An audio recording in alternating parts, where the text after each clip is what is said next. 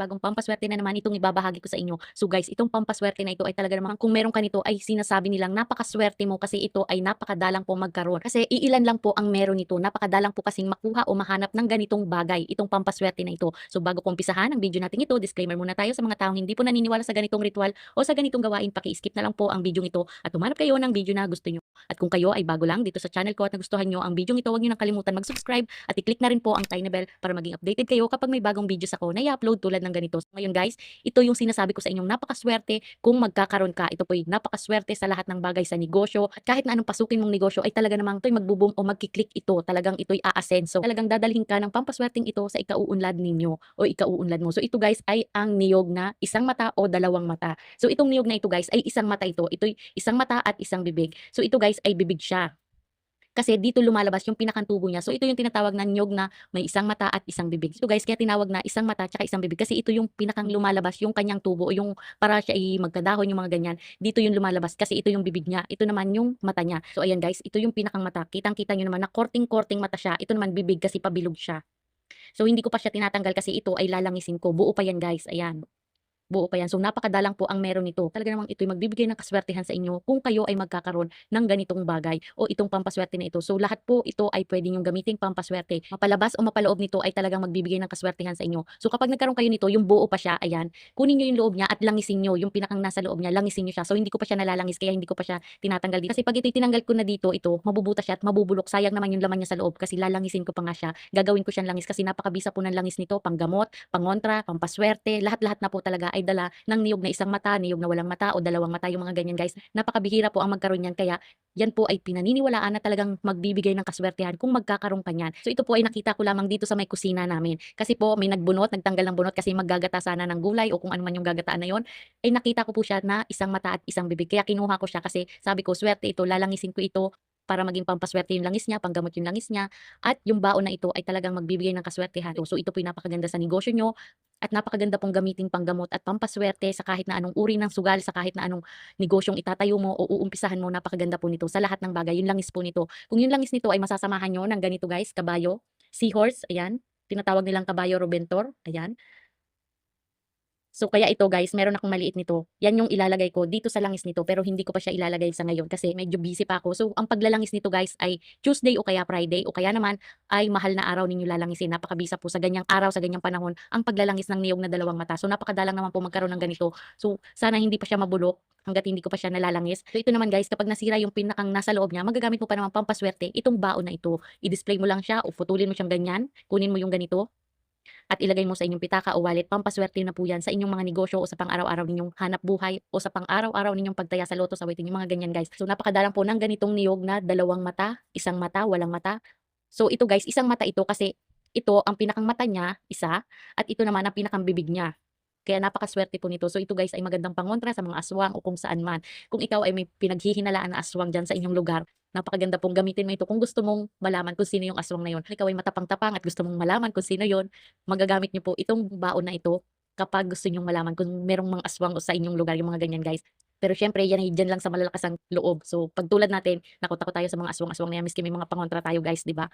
Nakakatakot yata makakita ng aswang. So ayan, pangontra yan sa mga ganyan, masasamang elemento, lamang lupa, o yung mga palipad hangin ng mga salita, pangontra po ito, napakaganda nito. Kung meron ka nito at ito'y gagamitin mo, pangontra, itong baon na ito ay isabit mo sa labas ng inyong pintuan. Pwede po sa back door, pwede sa main door ninyo isabit, sa mataas na bahagi po, sa pinakang taas nyo ito isabit. Kung ito naman ay gagamitin mong pampaswerte sa inyong negosyo, kung buo yung baon nyo, ayan, tanggalin nyo lang yung laman sa loob at pagdikitin nyo ulit siya, i-display mo ito sa inyong tindahan o sa inyong business, sa inyong negosyo, i-display mo siya doon. Naka-display siya doon.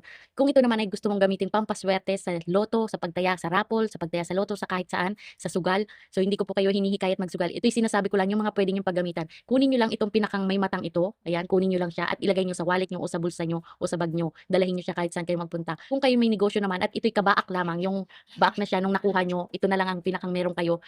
Kunin mo lang din yung ganito niya, ayan, kunin mo lang din at ilagay niyo sa inyong perahan, isama niyo siya sa inyong perahan. So hindi niyo naman maiilagay itong buong na 'to, pero kung meron kayong buo nito, i-display mo na lamang siya. Pero huwag niyong hahayaan na matakaw ito kasi mawawala yung swerte niyo kapag nanakaw ito sa inyo. So ito namang pampaswerteng ito ay pwede pong makita ng kahit na sino. Basta wag niyo lang ikukuwento na ito yung ginagamit yung pampaswerte. So ito guys ay nire-ritwalan din, hindi basta ginagamit o sinasabit o dinidisplay lang natin. Ito'y nire-ritwalan din. Tuwing mahal na araw, ito ay re-ritwalan mo. Dadasalan mo ito ng ritual o dasal na isusulat ko diyan sa screen, ayan. Humarap kayo sa silangan at dasalan niyo ang baong ito. Hugasan niyo muna siya mabuti sa tubig at pagkatapos ibabad niyo ito ng 1 oras sa tubig at pagkatapos kunin niyo ito sa tubig, tanggalin niyo na siya sa tubig at pagkatapos ibilad niyo sa sinag ng araw hanggang sa matuyo siya. So wag niyong hahayaan siyempre na manakaw ito o mawala ito. Kapag natuyo na siya, ito ay riritwalan o dadasalan mo na ngayon ng isusulat ko dito sa screen. Ayan guys. So yung dasal na yan ay 3 beses niyong babanggitin. Latin na dasal po yan. 3 beses niyong babanggitin. Nakaharap kayo sa silangan at hawak-hawak niyo itong mata na ito. Itong nyug na isa o dalawa o walang mata na yan ay hawak-hawak niyo ganyan at dinadasalan niyo ng 3 beses yung Latin na dasal na isusulat ko dyan sa screen. So ayan guys. Sa mahal na araw niyo po yan dadasalin. Bubuhayin po natin itong pampaswerteng ito. Yan po ay taon-taon ninyong gagawin. Tuwing mahal na araw po ninyo yan gagawin para ma-bless lagi itong ating pampaswerte na ito. So ayan, basta dapat hugasan nyo muna, tapos ibabad nyo sa tubig ng 1 oras, ibilad sa araw hanggang sa matuyo ito, at pagkatapos ito naman ay dadasalan mo ng Latin na yan. 3 beses nyong babanggitin yung Latin na dasal na yan. So ganyan po ang pagre-ritual para mabuhay at magkaroon ng swerte, magdala ng swerte itong nyog na may isa, dalawa o walang mata na nyog na yan. So ito guys ay sabi nila, isang mata lamang ito kasi ito ay pinakang bibig niya. So kapag ito'y tinanggal nyo, butas yan kasi bibig nga yan kaya yan ay butas at pabilog yan. So ito naman ay korteng-korteng mata talaga.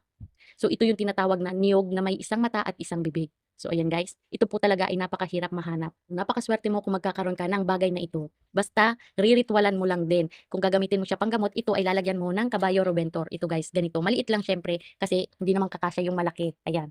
Ayan guys, so hindi kakasya yung malaki. So ito guys ay tunay ito. Ito'y pinatuyo sa araw at ito naman ay pinatuyo dun sa may kalan, sa may lutuan. Isabit nyo siya sa tapat ng lutuan at hayaan nyo siya na matuyo doon. So kaya po ito ay pinatuyo doon. Ito ay pwedeng gamitin sa panggagamot kung ikaw ay may hika, masamang pakiramdam mo, kung ikaw ay nakulam, yung mga ganyan. Ito po ay napakaganda na ihalo sa langis ng niyog na isang mata, dalawa o walang mata.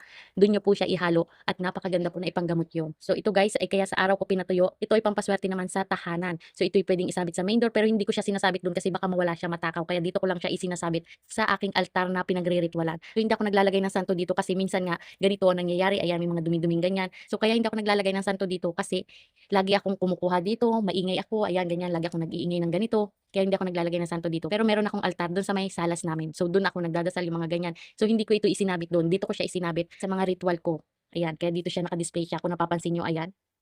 So, kita nyo guys, magkaiba ang kulay niya kasi magkaiba siya ng proseso ng pagpapatuyo. So, ito ay may mga proseso din ng pagpapatuyo kung saan nyo ito gagamitin. Ito, kaya ganito, ito'y gagamitin sa panggamot.